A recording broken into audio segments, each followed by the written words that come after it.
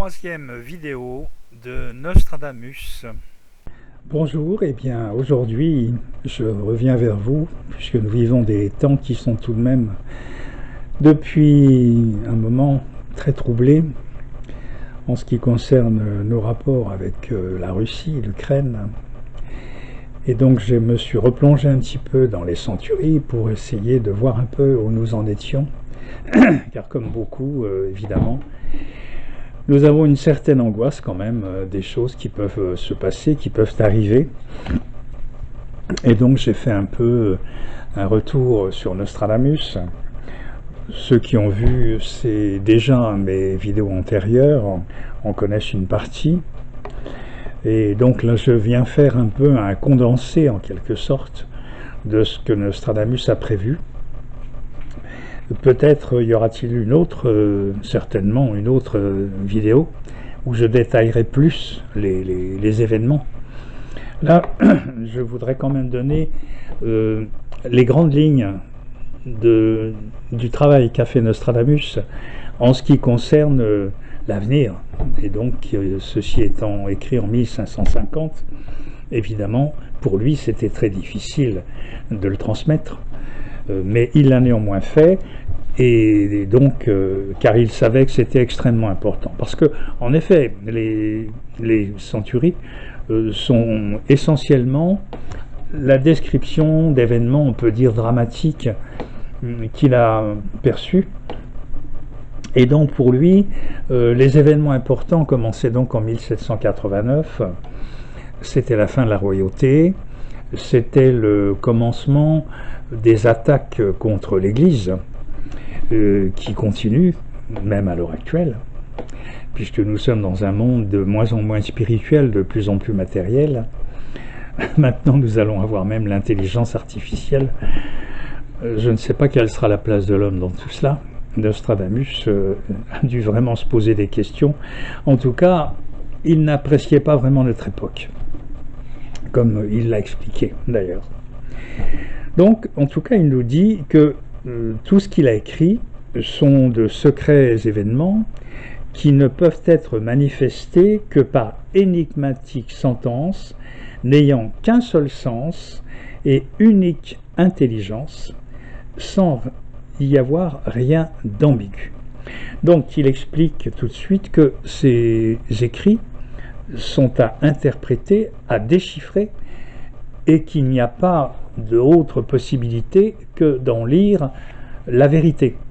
Tout ce que l'on peut broder autour, eh bien ce n'est que baliverne. Voilà.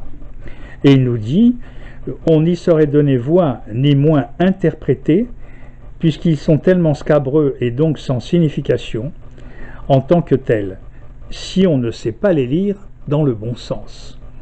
Donc c'est clairement dit que si on ne sait pas les lire dans le bon sens, eh bien on lit n'importe quoi.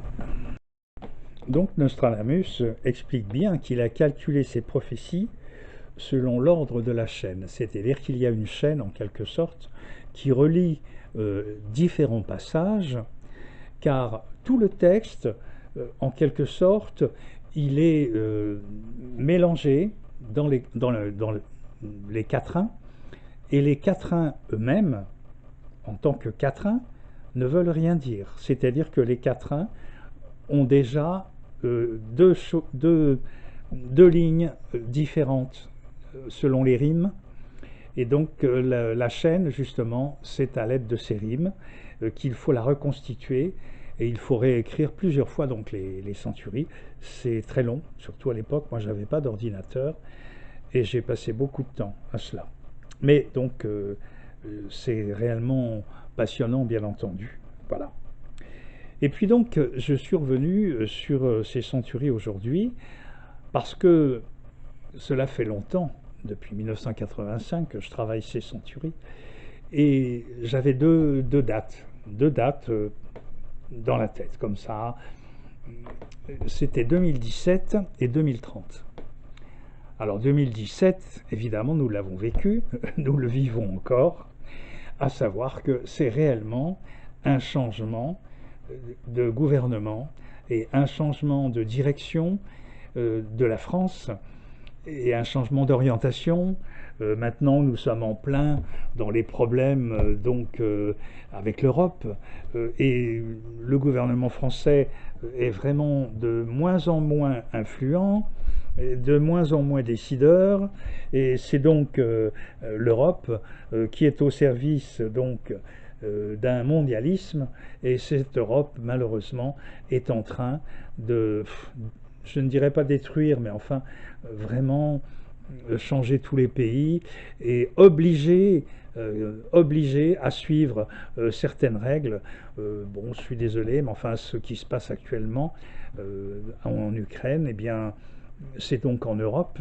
L'Ukraine qui ne fait pas partie de l'Europe officiellement, de l'OTAN en tout cas, et pourtant, la plupart des pays européens, la plupart, euh, sont belligérants, puisqu'ils envoient des armes, ils envoient des hommes avec l'uniforme ukrainien en tant que conseillers, etc. Bref, euh, tout ça donc pour nous faire comprendre que 2017, c'est le commencement de quelque chose qui n'est pas très très bien. Voilà. Et donc maintenant, 2030, eh bien, en fonction de ce que nous avons étudié dans Nostradamus, eh bien 2030, malheureusement, très vraisemblablement, sera la date, l'époque, 2027, 2028, 2030, 2031, puisque Nostradamus nous l'a expliqué, c'est fonction du comportement des hommes que les événements arrivent. À savoir que si les hommes vont dans le sens du bien, eh bien, les choses elles-mêmes vont bien. Malheureusement, si l'homme ne sait pas comprendre, ce qui est le cas actuellement, au dire de Nostradamus, en l'étudiant, on se rend compte que c'est ce qu'il pensait. Depuis la fin de la royauté, pour lui, la France, en quelque sorte, file un mauvais coton, car ce que l'on a appelé le siècle des Lumières, eh bien, il y a certaines lumières qui sont un peu palotes. On en reparlera tout à l'heure. Voilà. Donc, ceci dit, c'est la raison pour laquelle je me suis un peu replongé dans Nostradamus pour expliquer un peu les grandes lignes de l'avenir. Il y a une chose extrêmement importante à comprendre, c'est que Nostradamus était évidemment extrêmement croyant. Et pour étudier les centuries de Nostradamus, eh bien, il faut soi-même être croyant, évidemment. Donc, il savait très bien que l'Inquisition, qui était encore à son époque assez active, ne laisserait jamais passer ces centuries s'il les avait écrites facilement déchiffrables. Puisque dans ces centuries, on explique la fin de la royauté, en tout cas dans notre période de 1789 jusqu'à une date que je vous donnerai tout à l'heure, puisqu'on attend le grand monarque, vous le savez. Donc la fin de la royauté pour une très longue période, et également, non pas la fin, mais des bouleversements dans la religion catholique, romaine et chrétienne donc bouleversement de la religion chrétienne, et comme dans l'Apocalypse, eh bien, il y a une partie des croyants qui ne respecteront pas vraiment la religion chrétienne et essaieront de se diriger, en quelque sorte, d'adapter leur religion au temps moderne. Et donc, eh bien, dans cette lettre aux 7 églises, c'est un peu ce qui est expliqué, et c'est ce que nous rappelle Nostradamus, donc, en nous disant que cette église romaine va être donc séparée. Il va y avoir un schisme entre ces deux tendances, et la tendance qui restera dans l'avenir sera la tendance qui respectera à la lettre, en quelque sorte, vraiment le sens de la religion chrétienne. Et en particulier, actuellement, eh bien, nous vivons un moment où justement cela a commencé d'une façon relativement discrète, et nous avons actuellement un problème entre ceux qui veulent continuer à avoir une messe en latin, respectant donc tout l'ordre de la cérémonie, cet ordre étant de faire la messe en direction de la lumière, en direction de l'Est, alors qu'à l'heure actuelle, la messe qui n'est plus en latin, à mon avis, le premier problème, c'est que le prêtre n'est plus en direction de la lumière, puisqu'il est en direction de l'Ouest, ce qui n'est pas la même chose. Voilà. Donc Nostradamus a fait non seulement ce que l'on appelle la lettre à Henri II, qui est réellement le résumé des centuries, ce que j'ai déjà expliqué dans mes vidéos antérieures. Et donc, dans la lettre à César, qu'il fait également en préambule aux centuries, eh bien, dans sa lettre à César, il dit clairement « Si j'avais dû rapporter ce que sera l'avenir en langage clair, les gens de ces gouvernements et de ces religions ne l'auraient pas admis, n'auraient pas accepté de se savoir condamné. J'ai donc retiré de ma plume la clarté populaire, afin de n'utiliser que des phrases mystérieuses pour relater les événements, ceci afin de ne jamais scandaliser les oreilles fragiles. Ma prophétie sera cachée à la fois aux savants et aux sages, aux puissants et aux rois, mais révélée aux petits et aux humbles. » Et Nostradamus termine en disant « J'ai complètement rédigé et écrit mes prophéties, composées dans un discours sans ordre,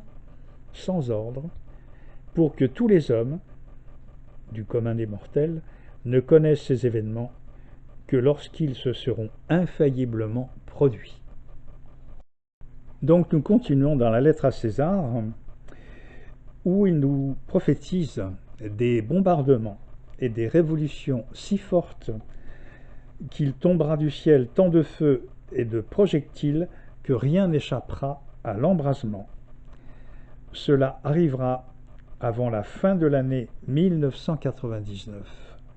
Ce sera donc les guerres de 1870 jusqu'à 1945, puisqu'il nous dit « Car la guerre tiendra le XXe siècle sous son règne ». Donc les guerres d'avant 1999 et ensuite de nouveau après 1999, donc dans cette époque. Alors 1999, que s'est-il passé? A priori, eh bien pas grand-chose, si ce n'est que ça a été quand même l'avènement de l'euro, quand même. Mais ensuite, très vite, en 2001, il y a eu donc cette fameuse attaque des tours aux États-Unis, et cette fameuse attaque a été le déclenchement de la guerre officiellement avec les extrémistes musulmans.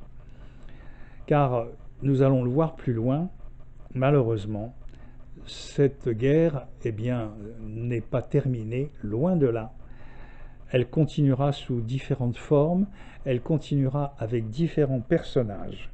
Il nous dit en 1999, viendra du ciel un grand roi défrayeur. C'est cela quand même qui peut faire penser à cette attaque sur les tours. Du ciel viendra un grand roi défrayeur. Après Mars régnera par bonheur, c'est-à-dire qu'après ce sera la guerre. Mais Nostradamus ne nous fait pas perdre espoir, il nous dit « Puis, avec le secours de la toute-puissance de Dieu éternel, la monarchie reviendra, puis l'âge d'or, mais avant cet âge d'or, toutes les tribulations postérieures à la révolution décrite dans ces centuries doivent avoir lieu, et ensuite,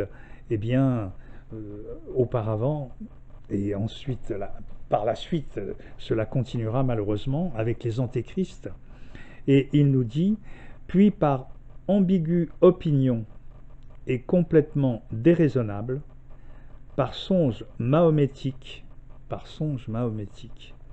le mortel glaive s'approche. Donc, conflit donc avec les musulmans, c'est clairement dit par Nostradamus. Les musulmans extrémistes, bien sûr. Revenons donc à la lettre à Henri II. Il y a très peu de dates dans les centuries, mais dans la lettre à Henri II, il y en a une particulièrement importante, c'est celle de 1792. Évidemment, vous comprenez tout de suite que 1792, eh bien, c'est le commencement donc de l'horrible moment de la folie, de la Révolution, donc qui est celle où l'on a coupé des têtes vraiment à tour de bras. Et donc cette époque de folie furieuse, lui nous l'annonce en disant que le XVIIIe siècle, c'est le commencement de l'âge de mort. Et il nous explique qu'en 1732, il dit textuellement « Arrivée de la pestilence, la famine et les guerres à cause du premier révolutionnaire. » Alors, premier révolutionnaire, immédiatement, à qui pourrait-on penser? Eh bien, lui nous dit Jean-Jacques Rousseau, qui est arrivé en 1732 à Paris, peu de temps après sa sortie de l'hospice des catéchumènes de Turin, auteur du Contrat social, le principe de souveraineté du peuple, appuyé sur les notions de liberté et d'égalité. On peut donc considérer qu'il fit partie de ceux qui incitèrent à faire disparaître la monarchie et le roi. Voilà la vision qu'il avait de Jean-Jacques Rousseau. Vous n'êtes pas forcé de la partager, mais lui, en tout cas, c'est ce qu'il nous dit. Mais comme je l'ai dit quand même, il y a des passages où il nous redonne de l'espoir, puisqu'en 3e centurie, 457, dans ce 457, il est dit « Teint en sang, en 290 ans, Ariès, le bélier, double son Paul Bastarman. » Alors, c'est un moment astrologique, et il explique que ce moment astrologique sera le retour, donc, après 290 ans de 1765, cela nous donne 2055. Car 1765, c'est la mort du roi Louis de France, donc le dernier père de la monarchie capétienne, puisque c'est le dernier père des rois de France, Louis XVI, Louis XVIII et Charles X. Et il faudra donc attendre 290 ans pour avoir le retour d'un monarque en quelque sorte.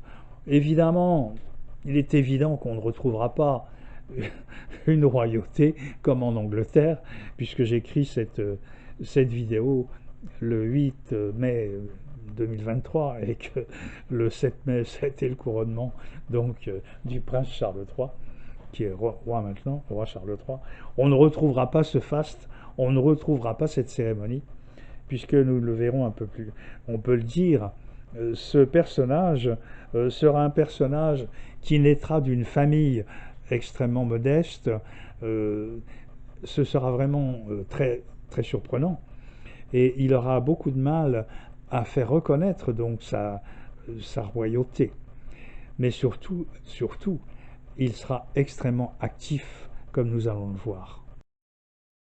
Donc ce personnage sera issu, dans sa généalogie, donc d'un bâtard de roi. Ce ne sera pas donc un fils officiellement reconnu. Ce sera donc, c'est la raison pour laquelle il nous dit double son pôle Bastarman. Bastarman, bâtard, bâtardise. Et ce personnage, donc, né dans le quatrain, 41e quatrain de la 5e centurie, il nous dit né sous les ombres et journées nocturnes, fera renaître son sang, donc son sang lui-même, son origine, son sang d'antique urne, dont il fera renaître en quelque sorte la royauté. Sa généalogie sera retrouvée et donc il prouvera cette généalogie d'une façon mystérieuse. Il se sera dans un coffret qui est caché certainement dans une église, dans une cathédrale, on ne sait pas très, il lui dit dans un temple, et ce sera donc 290 ans plus tard, c'est-à-dire 2055. À ce moment-là, la France sera plongée dans la guerre. Elle sera plongée dans la guerre car elle aura à subir une invasion de musulmans qui auront débarqué à Marseille et qui remonteront jusqu'à Lyon, dans la vallée du Rhône, en causant évidemment des ravages. Et c'est à ce moment-là que ce grand monarque se manifestera, et Nostradamus le nomme le Gallic Omnium. Il en parle dans plusieurs passages, et dans une prochaine vidéo, donc je l'ai dit en ouverture, j'expliquerai beaucoup plus de détails. Je resterai quand même évidemment dans une série qui est très longue. Donc je parlerai des personnages, je parlerai des endroits où cela doit se passer. Et donc ce Gallic Omnium, eh bien à Lyon, c'est lui qui prendra la tête d'une armée coalisée, et qui repoussera donc ces musulmans, et il les pourchassera jusqu'en Espagne, puisque l'Espagne elle-même aura été touchée par les musulmans, qui auront voulu reconstituer l'ancien empire de l'Andalousie. Et donc le Gallic Omnium franchira les Pyrénées, c'est textuellement dit dans les Quatrains, et repoussera donc ces musulmans de l'Europe. Mais malheureusement, son régime durera un certain temps, mais ce régime aura une fin qui ne sera pas très heureuse, et il perdra de la puissance, il perdra donc dans certaines batailles, il perdra des guerres, et de nouveau, malheureusement, eh bien, le monde sera de nouveau dans des bouleversements, puisque sera à ce moment-là l'arrivée du deuxième Antéchrist, le premier ayant lui déclenché la première guerre, la troisième guerre mondiale. Alors évidemment, on va se poser la question de savoir, mais notre avenir proche, que nous réserve-t-il? Eh bien, d'après Nostradamus, dans l'ancienne Yougoslavie, qui sont donc sur les côtes adriatiques, l'Ukraine va certainement entraîner, les troubles vont continuer, et les pays donc qu'ils nomment dans leurs anciennes appellations, mais qui en réalité donc sont donc l'ancienne Yougoslavie, la Bosnie, la Croatie, l'Albanie, la Slovénie, vont être soumis donc à des révolutions, des guerres, et ce sera de nouveau certainement dramatique. Mais ce conflit, encore une fois malheureusement, eh bien, sera un conflit qui opposera donc les chrétiens orthodoxes et les extrémistes musulmans. Car pour Nostradamus, toute cette fin de monde, des mondes, sera liée à ça. Ce sera une guerre donc à la base qui sera une guerre, qui seront des guerres plus exactement, à l'origine religieuse. Donc cette guerre, troisième guerre mondiale, je vous l'ai dit, aux environs de 2030, cette guerre commencera par des événements donc dans ces pays, et ensuite cela dégénérera et il y aura un conflit sur la mer Adriatique avec d'importants conflits, avec donc une guerre maritime.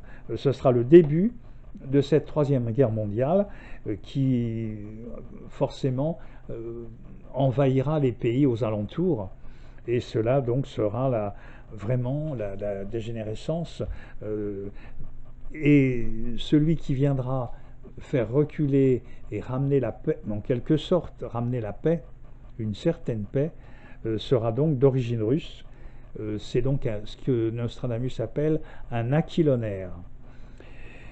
Et cet aquilonnaire, eh bien malheureusement, il constituera une armée qui repoussera ces musulmans, mais lui-même, eh bien, deviendra en quelque sorte un dictateur et fera régner des lois qui seront extrêmement difficiles, extrêmement rigoureuses, et ce sera une paix qui sera difficilement supportable. Ce sera la paix mais ce ne sera pas la joie. Alors à cette période, et au passage, Nostradamus nous informe qu'il y aura, comme dans l'Apocalypse, ces 3 jours d'obscurité, et en plus, lui prévoit un basculement de l'axe terrestre. Donc, comme je l'ai dit tout à l'heure, eh bien, il y aura une invasion venant d'Orient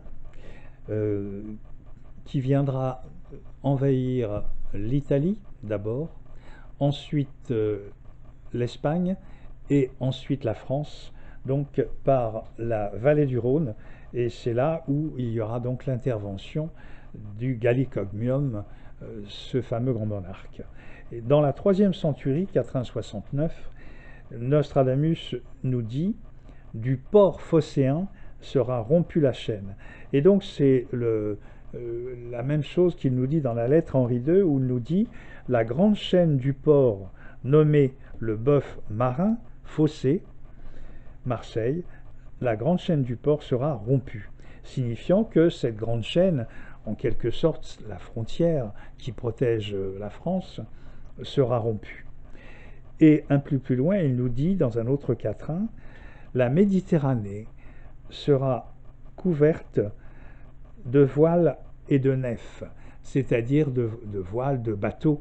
Il voit donc une invasion de bateaux, et je pense que là, il voit certainement ces envahisseurs qui sont en définitive le phénomène migratoire. Donc celui qui commencera cette guerre, troisième guerre, et qui commencera dans la mer Tyrrhénéenne, dans le port de Zara, textuellement, c'est ce que nous dit Nostradamus, eh bien ce personnage sera le premier antéchrist. Le premier antéchrist qui voudra constituer un empire. Il constituera d'ailleurs cet empire, et ce personnage sera surnommé plus exactement Mandosus.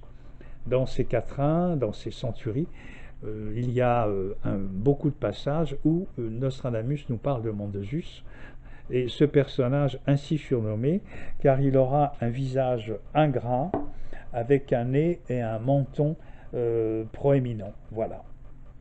Ce premier antéchrist aura naissance donc dans l'ancien empire byzantin, donc la Turquie, ou les environs de la Turquie. Il parle du Tigre et de l'Euphrate, qui sera donc l'endroit où naîtra cette nouvelle force, ce nouvel antéchrist.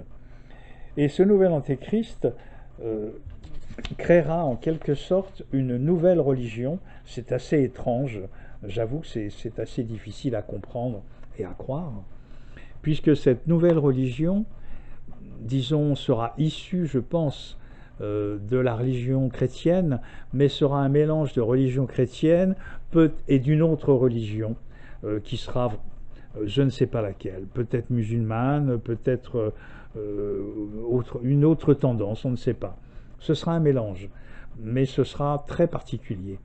Et cette nouvelle religion sera issue d'un groupement d'individus, d'une secte, il dit une secte, de l'île de Malte. C'est très étrange, mais c'est ainsi. Ce sera personnifié donc par un personnage qui aura sa puissance ou le siège de son empire dans l'île de Malte. Et c'est justement ce personnage que viendra combattre le fameux grand monarque et qui le fera reculer donc à travers l'Europe. Mais comme je l'ai dit tout à l'heure, malheureusement, eh bien, ce personnage du grand monarque ne réussira pas à éradiquer complètement cet empire musulman, et cet empire musulman va renaître par l'intermédiaire d'un personnage que Nostradamus appelle le noir poil crépé, indiquant ainsi, mon Dieu, son origine. Et vraisemblablement, c'est donc un prince noir, et donc un Africain, qui avec une armée en particulier africaine viendra envahir l'Europe et en faire son empire. Pendant cette guerre, il y aura évidemment beaucoup de mouvements, et en particulier du côté donc des Dardanelles, et un prince anglais qui s'appellera Philippe, qui peut-être n'est pas encore né, puisque aucun des enfants actuellement de la famille régnante ne porte ce prénom, d'autant que je sache. Ce prince Philippe donc sera allié avec la France, fera partie de la coalition contre les armées donc musulmanes extrémistes. Voilà. Donc c'est la raison pour laquelle la prochaine vidéo, je vous parlerai de tous les personnages qui reviennent dans les centuries et du rôle qu'ils auront. Voilà. Aujourd'hui, c'est, si vous voulez, un peu en quelque sorte le résumé des centuries. Donc, cette guerre mondiale verra la destruction d'Israël, malheureusement, et cette destruction qui sera dramatique, puisque a priori, ce serait une arme, bon évidemment, Nostradamus ne connaissait pas la bombe atomique, et bien qu'à un passage, il parle des atomiques. Donc cela fait étrangement penser à atomique. Donc il nous dit que les atomiques utiliseront une arme justement, et qui sera l'arme atomique. Ces atomiques l'utiliseront en particulier sur Israël, puisqu'il nous dit que pendant 11 ans, la région d'Israël sera invivable. Ces destructions horribles seront vraisemblablement faites par le deuxième antéchrist, et puisqu'il nous est dit que cet antéchrist, ce deuxième antéchrist, sera vaincu par une coalition donc de pays européens, et qui agira dans l'ombre au départ pour pouvoir le faire tomber. Et donc pour finir, il sera vaincu en particulier par deux frères qui auront donc deux armées importantes.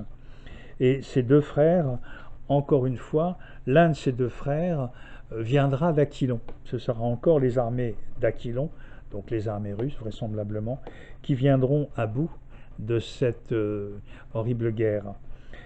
Cette guerre se terminera par la mort de ce tyran. Son empire sera dispersé et ses enfants seront exécutés. Ses enfants de plusieurs femmes seront emprisonnés et pour la plupart exécutés. Et ses anciennes possessions, donc, qui seront à ce moment-là habitées par des peuples de différentes nationalités. Enfin, son empire sera assez étendu. Donc dans son empire, il y aura des langues mélangées, latin, arabe, etc. Voilà. Donc ce deuxième antéchrist finira également lamentablement. Au départ, en réalité, ces deux frères feront partie d'une coalition de 3 personnages. Ces deux frères seront le coq et l'aigle, a priori. Et ces 3 personnages formeront un triumvirat qui durera 7 ans pour venir à bout donc de cet antéchrist. Mais tout l'Orient tremblera devant ces deux alliés, puisque l'un des 3 mourra assez vite. Et donc c'est eux qui viendront mettre la fin de cet deuxième empire. Mais malheureusement, ça n'est pas la fin des tribulations. Car Nostradamus nous appelle le dernier antéchrist, nous annonce le dernier antéchrist qui sera le plus violent, le plus sanglant. Et il l'appelle le prince infernal.